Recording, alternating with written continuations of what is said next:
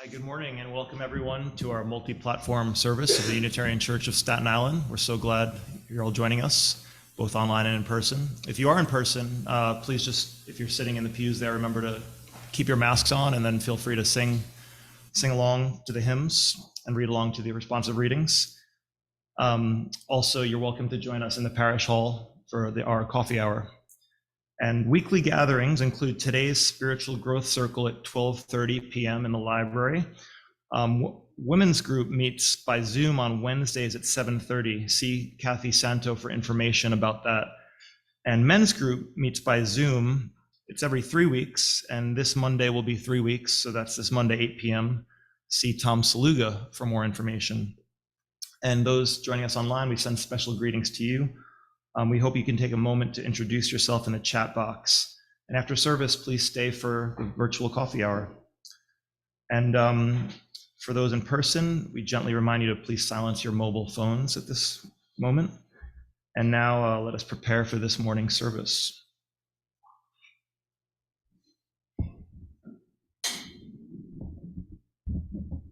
Our opening words are from the book of the prophet Micah in the Old Testament. He has told you, O mortal, what is good, and what does the Lord require of you, but to do justice and to love kindness and to walk humbly with your God. Now I invite you to join me in our chalice lighting. You can find the affirmation in our order of service. We light this chalice in the search for truth and the spirit of love. We unite in worship and fellowship.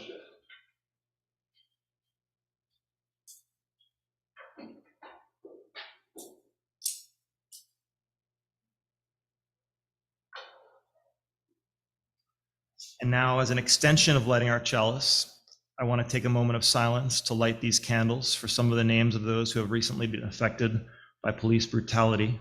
We cannot cover all of those, the names of those affected. But today we'll light a candle for the life of Najee Seabrooks, for the life of Alante Scott, and for the life of Osiris Bennett.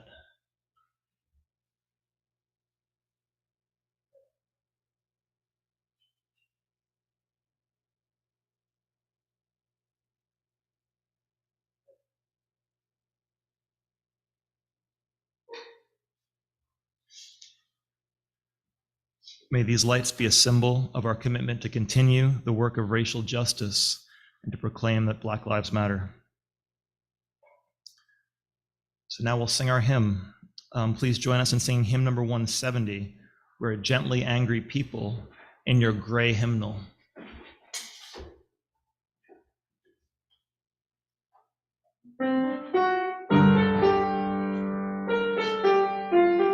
Please stand if you're able.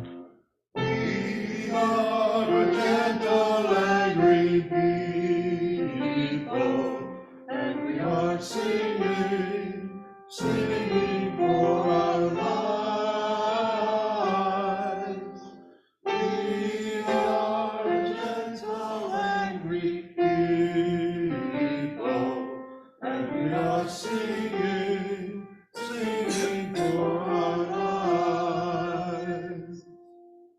We are a justice-seeking people, and we are singing for our lives.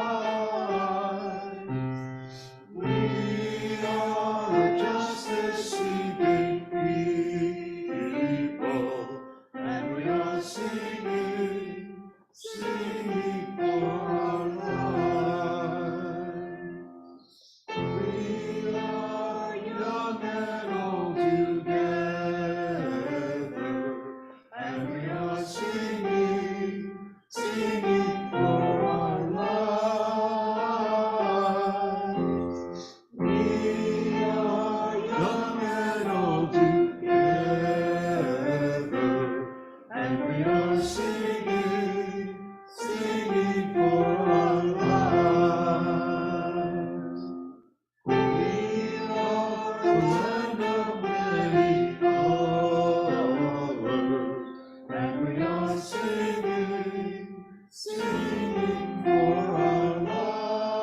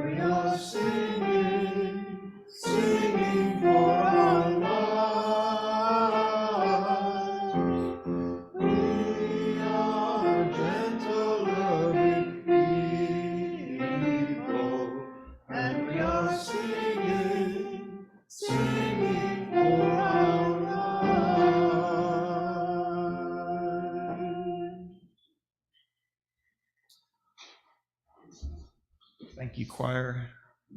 So now it's the time in our service for joys and sorrows. If you're visiting us for the first time, this is the time when you can introduce yourself. For those gathering in person, we invite you to raise your hand and then stand when you're seated. I will give you the microphone to share your joy or sorrow. We invite you to share what's in your heart. And if you're online, we invite you to type into the chat your joys and sorrows, and then Sally will read them aloud. We also invite you to share what's in your heart.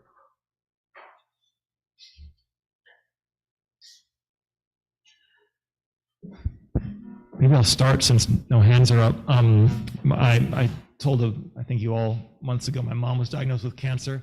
So thank God she just had some tests recently and they said everything shrunk. So that's good news.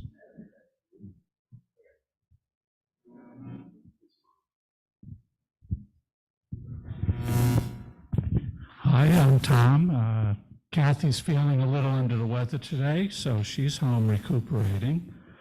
And she forwarded me a message from Larry. I'm at Golden Gate Rehab, 191 Bradley Avenue, room 221. Everything is good but slow. Would love visit from anyone. Can't wait to get back into the world again. And on that note, I wanted to remind you that Bruce Gillum is in New Vanderbilt, room 312, and he would love visitors and cards also. Thank you, Tom. So Chris, then Claudette. Hi, good morning. Hi, I'm Chris. Yeah, I haven't been here the last 2 Sundays. I've been under the weather with some sinusitis, which I hope is mostly gone.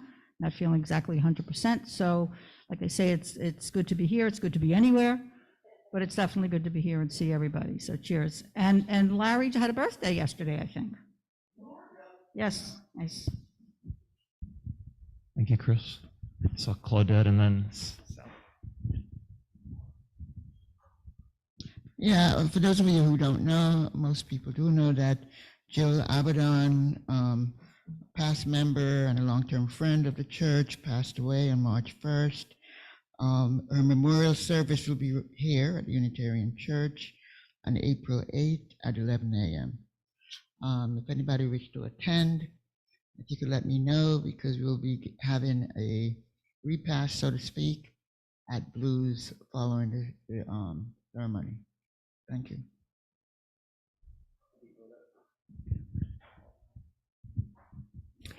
Hi, my name is Sally. There's some in the chat that I was going to read too, but I just wanted to say we went to a play on Friday night, and in the Theater for a New City, Ishmael Reed, who some of you may know, he's a poet and novelist from the West Coast that we actually, had David anyway had run into on the West Coast, and he wrote a play about the San Francisco School Board recall. It was very interesting, very timely, and really good. It was good to be out and to see theater. We also saw theater here in Snug Harbor the week before. They did the debate between William Buckley and James Baldwin, which was marvelous. This was the last borough that it was in. It had circulated around, so theater, good. And there's some in the chat. Suzanne said, we buried my aunt Regina, a nun who lived in St. Catherine, Kentucky. She had 45 nieces and nephews who all loved her. John and I drove there with 2 nieces. And Bonnie says she has a joy.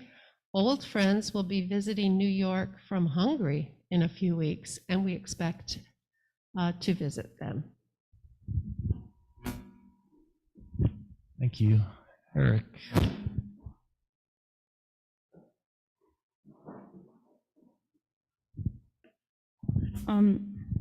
John and I recently, I have one joy and one joy/sorrow that I want to share. So the joy is that John and I recently both won a violin competition and performed after the competition. And my joy/sorrow is that like 2 days ago, I got a palate expander from my orthodontist. And while it is a joy, it's also a sorrow because I sound a little funny and it's harder to eat. So, yeah. Thanks, Eric. Kevin's got his hand up.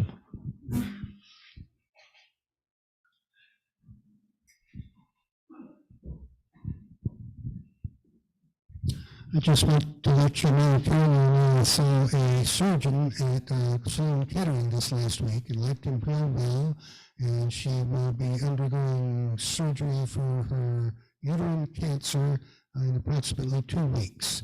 And we're much more relieved that we met with this doctor who has wonderful rave reviews out on the internet. And so we're feeling much better about it. Thank you. It's good to hear. Thank you. Anybody else?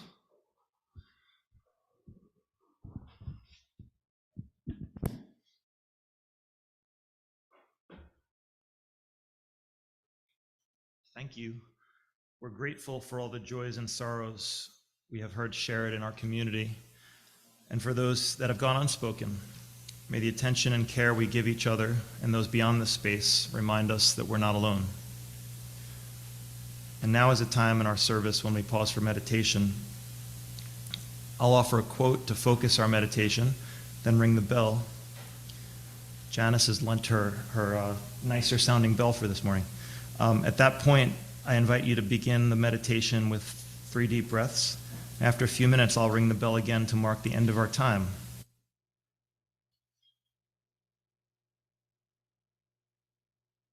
So our quote to focus our meditation this morning is from the Dalai Lama, and it is as follows: change only takes place through action, not through prayer or meditation.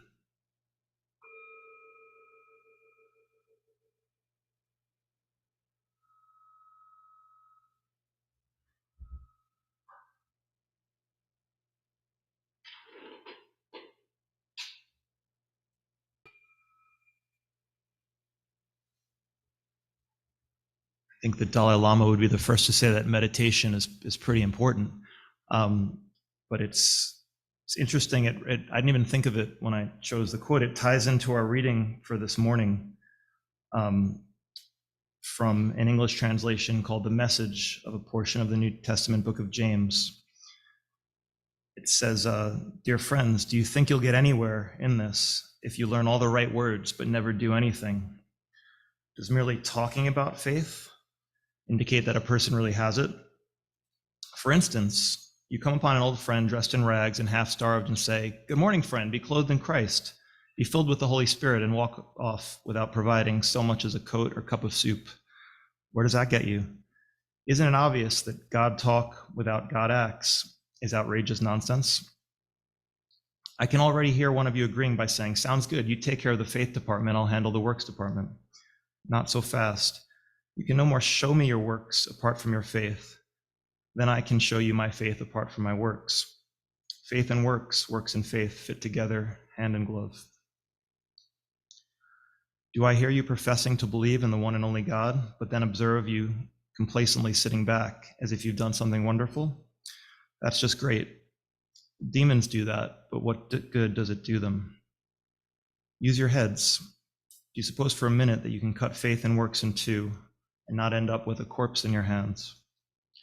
Wasn't our ancestor Abraham made, quote, right with God by works, unquote, when he placed his son Isaac on the sacrificial altar? Isn't it obvious that faith and works are yoked partners, that faith expresses itself in works, that the works are, quote, works of faith? The full meaning of believe in the scripture sentence, Abraham believed God and was set right with God, includes his action. It's that weave of believing and acting that got Abraham named friend of God. Is it not evident that a person is made right with God, not by a barren faith, but by faith fruitful in works? The same with Rahab, the Jericho harlot. Wasn't her action in hiding God's spies and helping them escape, that seamless unity of believing and doing, what counted with God? The very moment you separate body and spirit, you end up with a corpse. separate faith and works, and you get the same thing.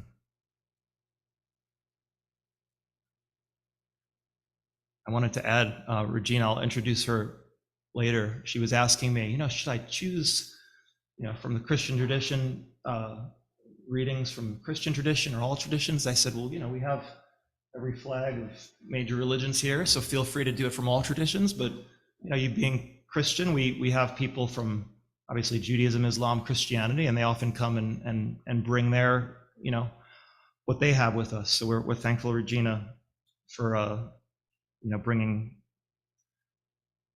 from your experience and coming from Christianity. And now is the time in our service when we take an offering. We know it's the gifts of all of us that help support our ability to thrive and gather. For those attending in person, we invite you to drop your offering into the collection plate. And for those online, links and instructions will be posted in the chat. You can mail us a check or donate through the PayPal giving page on our website.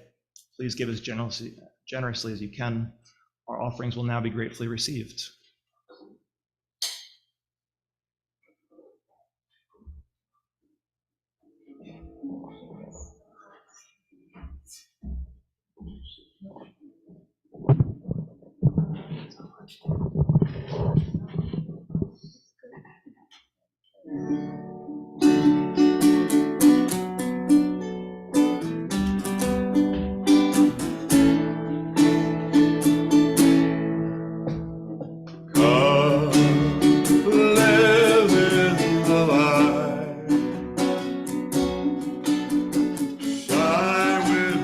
Joy, the love of the Lord.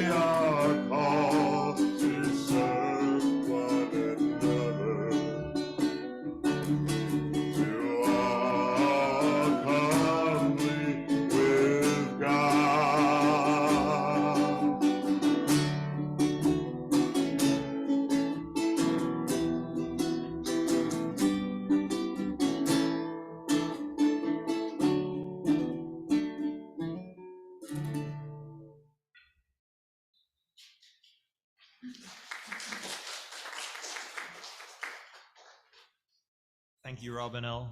Please join us now in singing hymn number 168 in your gray hymnal. One more step.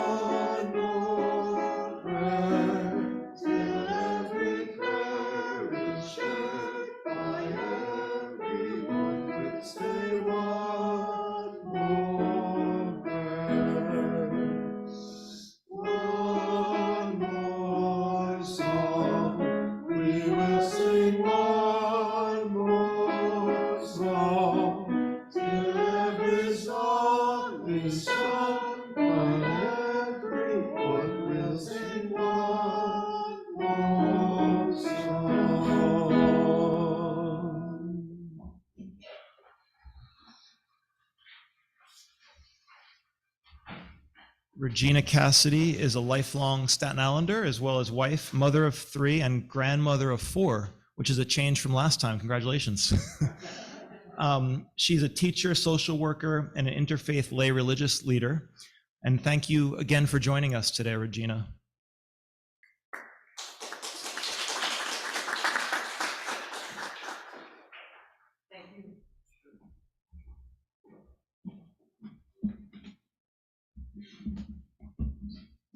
Good morning, everyone, and thank you for welcoming me back today.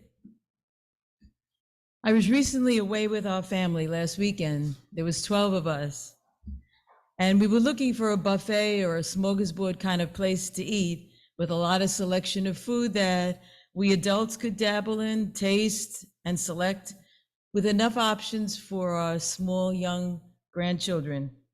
Well, the 7-week-old doesn't eat very much, only nurses, but her brother at 1.5 eats a lot, and to a 1 and a 4-year-old that are vegetarians, so like their parents.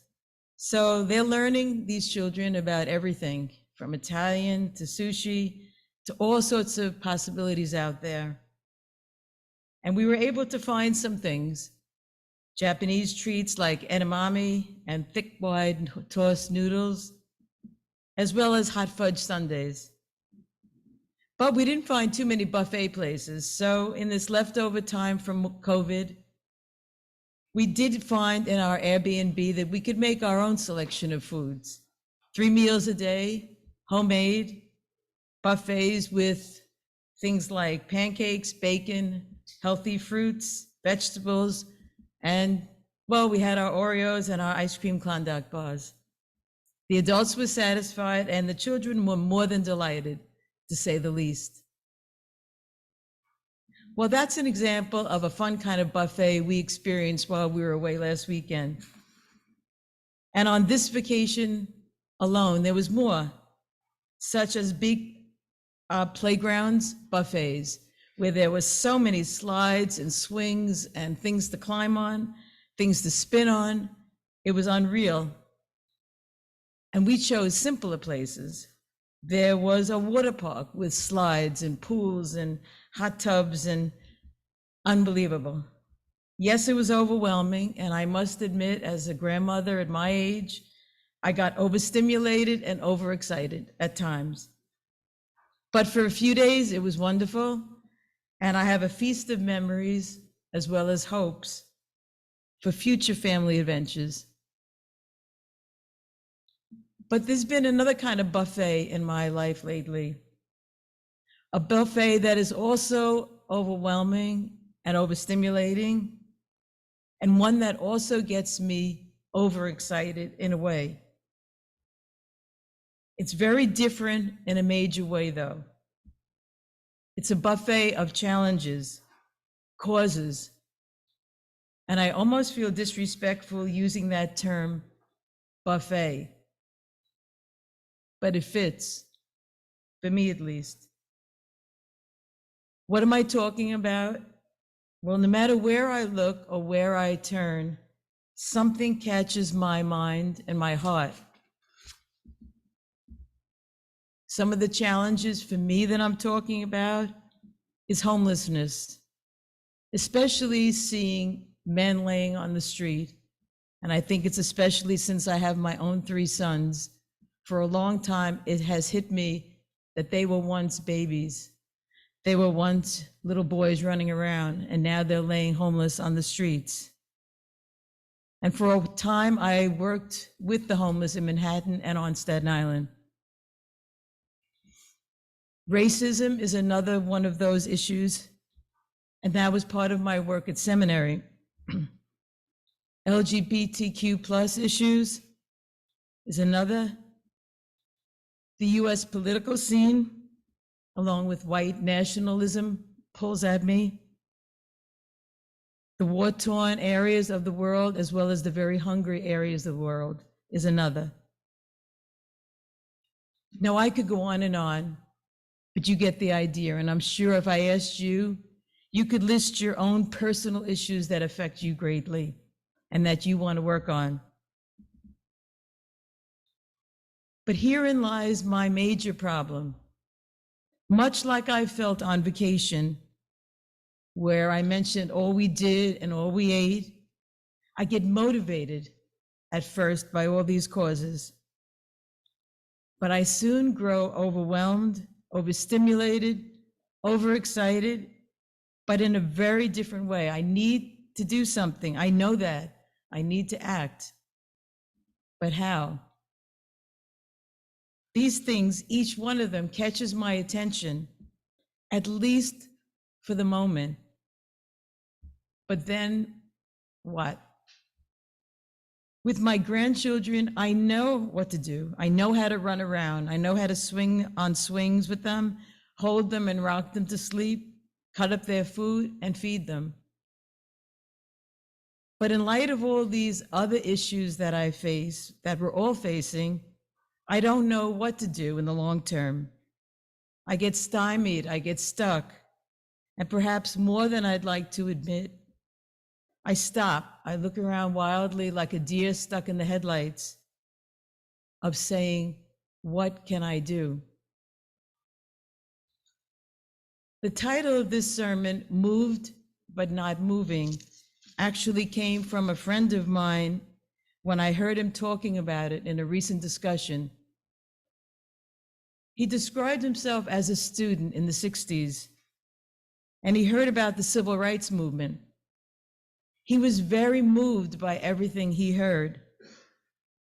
But he said regretfully, to this day, 50 years later, he said, it left me. I was so moved, so excited, so energized. Then I didn't do anything. I was moved, but I did no moving. Well, it was his words that stuck with me ever since I heard them. His words have tickled my attention and troubled my attention. They've tickled and troubled me. And I don't mean either word tritely. Why? Because without knowing it, he had finally put words to something I'd been feeling for years. He clarified something that has long unsettled me. Have I been moved, but have I not been moving? Let me say this today with all of you. I've done a lot of soul searching, researching, and thinking for this sermon. And I realized it was a gift, once again, to be invited here by Dave. He always seems to come into my life at just the right time. The last time was mindfulness was on my mind, now it's this. Once again to speak with you. because I hope to learn once again from you and with you. Towards this goal, at this point, I just want to pose a few questions for you to ponder before I continue, just to think about.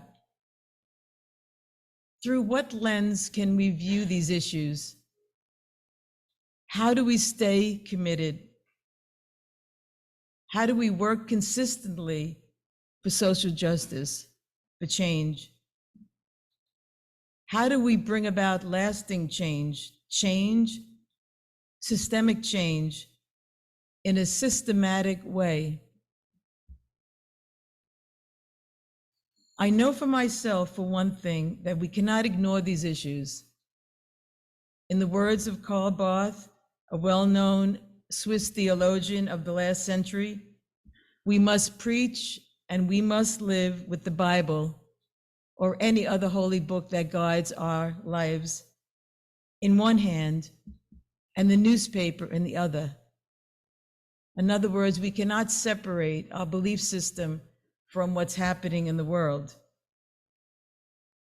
And it was for this reason that I chose the opening words, Micah 6:8, because we hear the prophet unequivocally say, what does God require? That we do justice. That we do justice, walk kindly, and walk humbly with our God. Micah, a prophet, emphasized that God is more concerned that people do justice rather than sacrifice, especially justice for the poor, the outcast, the underprivileged. In the words of contemporary theologian Peter Hetzel, to do justice is to act rightly toward the neighbor. Justice does not replace worship. It embodies worship in the life, the work, the actions of the worshiping community. Justice first, worship and sacrifice second. In our reading from James 2, he is very clear. In fact, I chose the Message translation because of its bluntness and near lack of politeness. Just listen to his first few sentences again. Dear friends, do you think you'll ever get anywhere in life if you learn all the right words but never do anything about it? Does merely talking about faith indicate you have it? If you come upon an old friend dressed in rags and say, oh, have a good day, be filled with the Holy Spirit and walk off without offering a coat or a cup of soup, where does that get you? Isn't it obvious that God talk without God acts is outrageous nonsense? And once again, we hear these words echoed in Matthew 25 in the New Testament.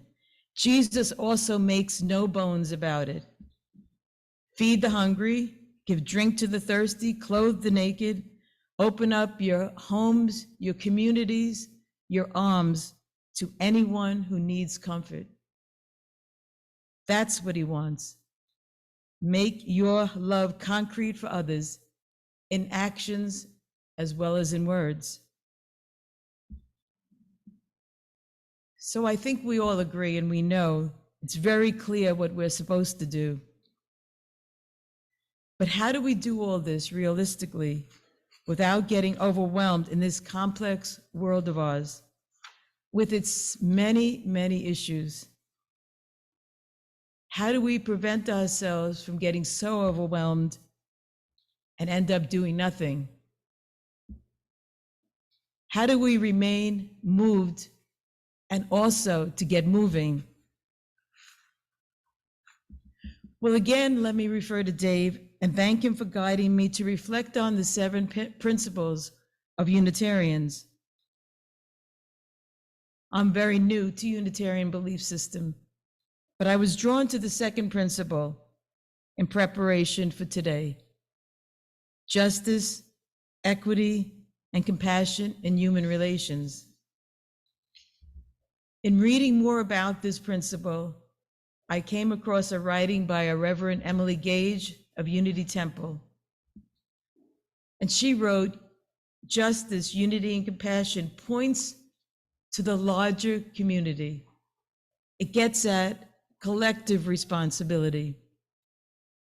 It reminds us that treating people as human beings, it's not just something we do one-on-one, but it's something that has some systemic implications and can inform our entire cultural being. Compassion," she says, "is something that we can act on individually. That's fine. We can demonstrate openness, give people respect, and treat people with kindness on our own. But we need each other as a community to achieve equity and justice." I wonder if there's anyone here right now that could tell me more about the second principle and how you do live it here at Unitarian. And I don't mean to put anyone on the spot, but I would love to know.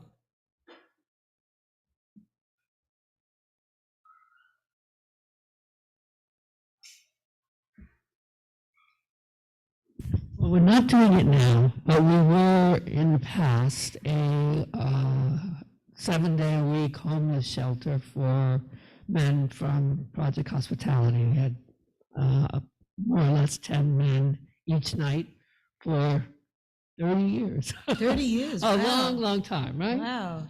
I don't know if it's 30, maybe it's 29, but it's a long, long time. And recently we've discontinued that because we've been working on our building and we had a fire up front that I think was related to our overnight guests. But I think that shows that we not only saw the need, but that we jumped in and tried to fill a need, even though we're a small church. And it definitely hampered our ability to have certain functions, since obviously the men needed to come in at 9 or 10 o'clock. So it involved a lot of scheduling, but I think everybody thought it was a great thing to do for the community. That's great. And you did it as a community, not just one-on-one. Terrific.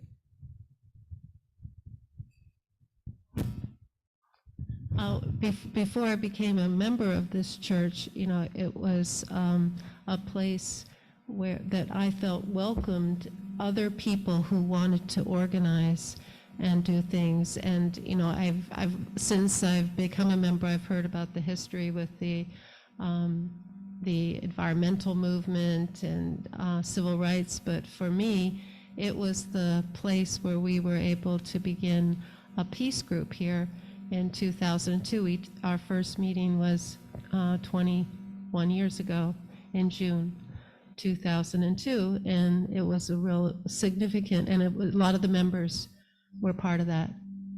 So you welcomed other people into the church. And welcomed over other here. people, yeah. That's And I know wonderful. during Occupy, the church was a place where Occupy Staten Island, they didn't really last, but they met here. But over the years, different groups have felt they could come here and meet, and it's a safe place. And I think before, back in the 80s and 90s, there was a group that was fighting the nuke port, that submarines and ships that were nuclear capable were going to be stationed at the Stapleton Navy port. And, there was several groups that met here and organized here that I learned about afterwards. That's very exciting. It would be great to know more about that. I mean, for more people on Staten Island to know about what you're doing. That's terrific. I want to add on to what Sally said about some of the things we did earlier with sort of seeding the ground for peace action. We were very active back during the Bush administration, and we had done a lot of educating about what was going on there and a lot of lobbying. So that was a very important time, and we did things together. So it wasn't just that Peace Action was doing something, Peace Action in conjunction with the Unitarian Church of Staten Island. And one of the things that we did was we sponsored, working together, various public fora at at Wagner, thank you very much, in Spiro Hall. And we had the Muslim cleric from where? Guantanamo, right? Who was, yes. Well, among other things, we had nuclear, Helen Caldecott, I'm sorry, I'm just stumbling because there's so much I want to say. And another thing that we did too, we did lobby. A very small group of us, and we were a combination of Peace Action and UCSI people, went to Washington to lobby then Senator Hillary Clinton about the Palestinian situation and the encroachment, I think, of settlement building in the occupied West Bank. And that was a very important thing for us to do, and where we met a lot of people from New York who were in that coalition with us who went to speak. And these were important things because they were educational things, but they were also places where we were bringing our voices to our electeds. And that's something that, you know, I would never have done without the support of this church, which then brought me into the Peace Action thing, where for a while I was extremely active, not so much anymore. That's terrific. Terrific. Yes, I did everything that was said, but I remember post 9/11 when the Muslim community was being targeted. This church really stood up and sponsored many forums and invited the Muslim community in and welcomed them. We did a lot of work around that.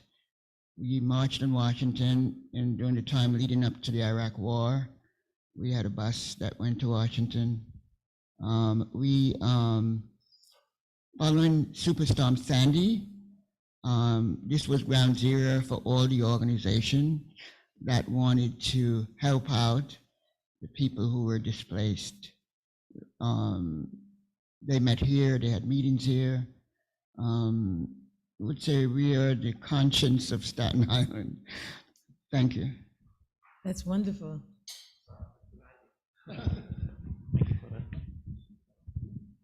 Yeah, in the area of justice, we know that we as members and as a church have stood in solidarity with the Pride Center of Staten Island as they have spoken loudly against being excluded from the Staten Island St. Patrick's Day parade. So a number of us have stood in solidarity, representing ourselves and representing our church at the march, handing out rainbow flags, handing out Irish flags, and getting full support from everybody that came by. And we invited Carol to speak here. She was here just a few weeks ago, kind of somewhat in preparation for the St. Patrick's Day parade on the 5th of March. And anyone who's following it is seeing that we're really having, like, there's an impact. The swell seems to be going towards the fight for justice and wanting to, and I think, you know, on some level, and or the, you know, humiliation and embarrassment of so many Staten Islanders that we are an outlier in this particular area, which is not a good area to be an outlier in. So we've stood in solidarity with LGBTQ family on Staten Island, and we'll continue to do so. And we're just gratified that we're starting to see a little bit of a break in that obstruction, and something Regina knows a little bit something about as well. I just want to add the people who founded this church in the 19th century were abolitionists. And that's a big thing. Exactly. Wow, it just started that way. Terrific.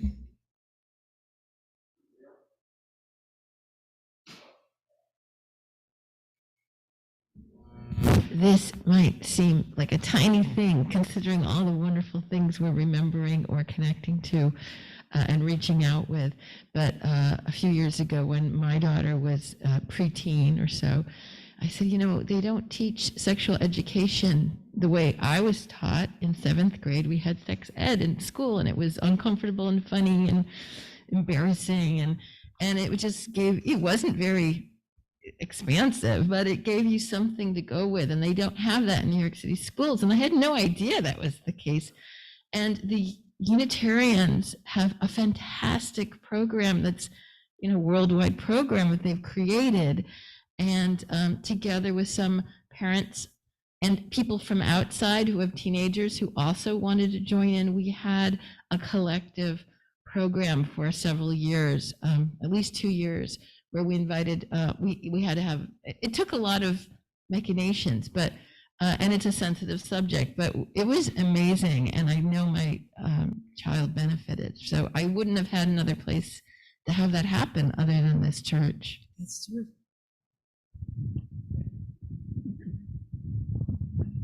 I think you more or less left me speechless. Oh, great. Okay, good. I'm speechless anyway. Right. Well, Nima says that the church took a bus to the Women's March in Washington, D.C. Great. Thank you. The Women's March. No, I am speechless because Tom and I, as we said, my husband Tom and I have been on Staten Island all our lives, and we know very little of what you've done. So I think you're doing everything that you could do. But I guess the only thing is for somehow the word to get out. I mean, maybe the word has gotten out to many people, but we don't live far away. We live in Castleton Corners. And I would love to know more about what you do, or know, concrete things to get involved in. That's what I mean. And I think anything I have to say now is just going to be repetitive, but I'll just, I guess, say it. And it really echoes what you've just said. It's amazing. And it's amazing, really, what that reflection I just read. You could have done some of these things alone, but you didn't. You did it as a community, as a church, as like-minded believers, and you took it outside the doors of this church, which is the important thing. So what I was just going to bring up as, part of my conclusions or ideas or whatever, the word struck me as I was preparing, stick-to-itiveness. I'm sure you're familiar with that word, but I had to look it up. But how do we stay committed? How do we stick to something to bring lasting change? And some of my research from different organizations was that we need to have a plan, a solid plan, keeping in mind that each one of us individually have contributions. Some are singers, some are writers, some are artists, some are doers, some are thinkers. And find out what speaks to your heart, either as a community or as an individual. As I mentioned, it was me in homelessness, but it's me in a lot of things, and I'm sure it's you in a lot of things. We need a community of like-minded people, and I'm so thankful to hear that you found each other. If people don't have each other like you do, perhaps looking into the local colleges, looking into local organizations, educating yourselves what's out there. For me, I could look to Project Hospitality, but there must be tons of organizations, I guess, out there. Working in a limited area, I think, helps, like working on Staten Island. We need enough to do on Staten Island to keep us very busy for a long time, I think. Is Staten Island achievable with our goals? Perhaps it is more attainable than looking at a nationwide goal. One goal, one local area, plus a community makes it doable, hopefully. Contact our public officials, even the ones we don't agree with. I had an experience in an interfaith religious group, and I was in charge of inviting political leaders, local ones, to the group to speak once in a while, and I got the like-minded people to speak. But I reached out to one of the unlike-minded, for me anyway, unlike-minded person to speak, and she came, and I was delighted that she came. She knew who we were, and that sounds very funny the way I put it, but she knew who we were, and she came and spoke, and I think that was wonderful. I give her credit. Even if we don't agree, I give her credit for doing that. Attending rallies, vigils, I know some of you have done that recently, that we have. We often have ones at Borough Hall, and it's oftentimes the same people. And if any of you would like to sign up to be on the list for that, when something happens, we'll have a rally against guns or a rally against violence or whatever, to show up on the steps of Borough Hall, usually led by Reverend Karen Jackson. It would be great to have more people there of different ages too. So if you want to give me your name or give Dave your name, and I'll get you on the list. And build alliances with other groups.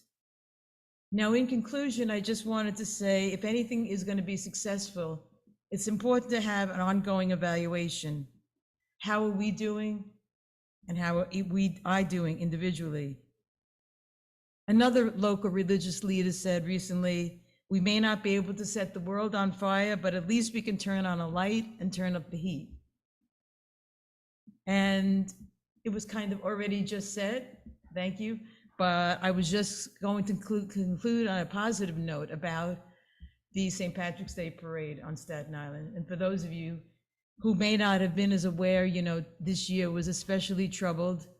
We were there at the sign up as we usually are. It was a much more aggressive rejection than usual. It was terrible. And it's very unjust. And at this point, I'm exhausted by the whole effort that we put into it. But I think change is occurring. In a recent editorial in the Advance the other day from an author I also don't care for, but usually anyway, this was right on target because he said things are changing. This year, the local politicians canceled their pre-parade brunch. The restaurants went along with that. Many businesses put up signs supporting that. Local newspaper published many editorials and letters about it and so on. Much more than usual, much more. You couldn't open the paper, maybe listen to New York One without hearing something about it. And I'm happy to say too that next Saturday, the 18th, is going to be a supporting the local businesses and restaurants on Forest Avenue, thanking them for their support and giving them business. And I hope that some of you could join those days and spend money, you know, at the restaurants. I don't want to push Jody's in particular, but that was the restaurant I think hurt the most. But we weren't successful in changing the parade this year, but I don't think it can last much longer. Such a fuss was made, such total ridiculousness was pointed out. The attendees have dropped and the participants have dropped considerably. So I think we can look at this as a sign of hope, that if we stick to it, even this one issue, and there's so many more, but if we stick to at least one issue, maybe we can do it. I think we need to remember to be kind to ourselves and be kind to others. These things took a long time to be established. These prejudices, for example, and it's frustrating, very frustrating. And it's easy to give up. And though we're moved, it's very hard to keep moving sometimes. So be kind, give yourself a break, be mindful, take a breath and realize what you've done. And once again, when you're ready, just ask yourself, what have I been moved about?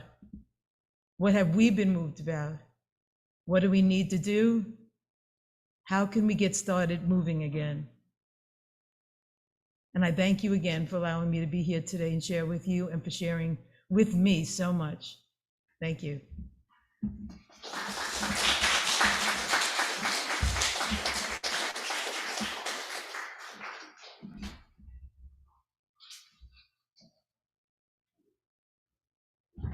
Thanks, Regina. Please join us now in singing hymn number 121, We'll Build a Land in Your Gray Hymnal.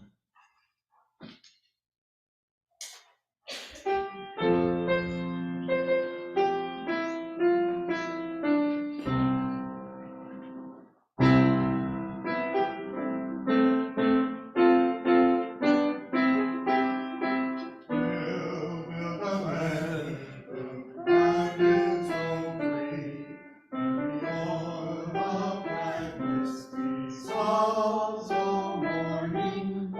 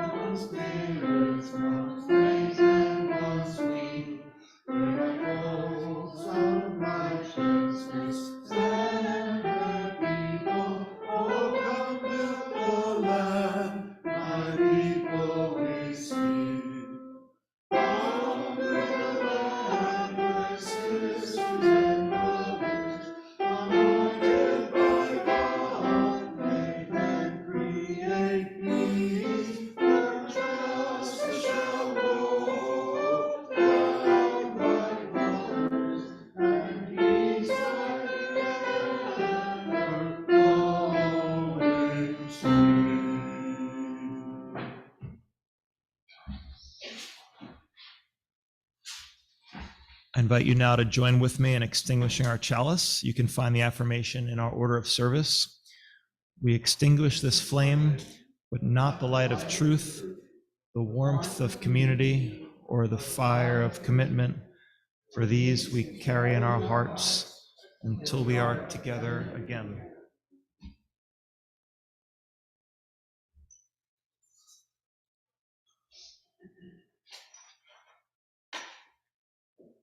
And our closing words are from former President Jimmy Carter.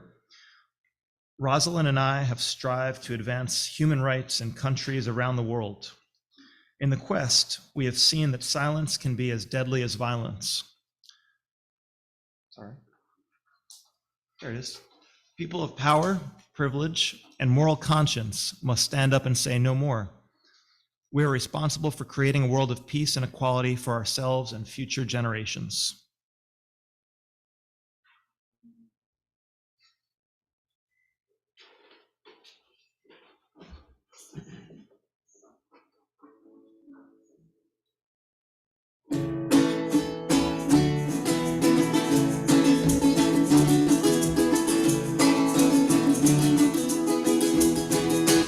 If I had a hammer, I'd hammer in the morning, I'd hammer in the evening, all over this land. I'd hammer out danger, I'd hammer out warning, I'd hammer out love between my brothers and my all over this land.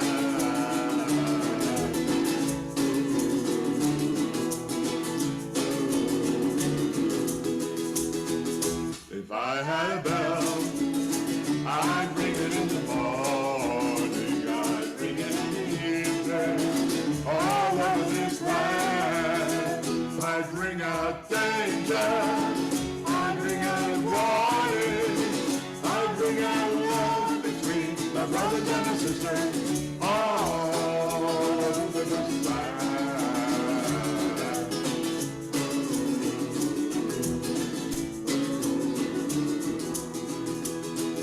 If I had a song, I'd sing it in the morning, I'd sing it in the evening, all over this land.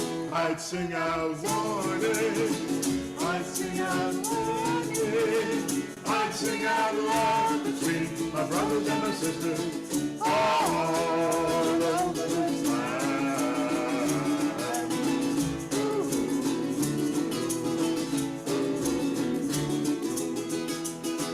Well, I've got a hammer, and I've got a bell, and I've got songs to sing all over this land.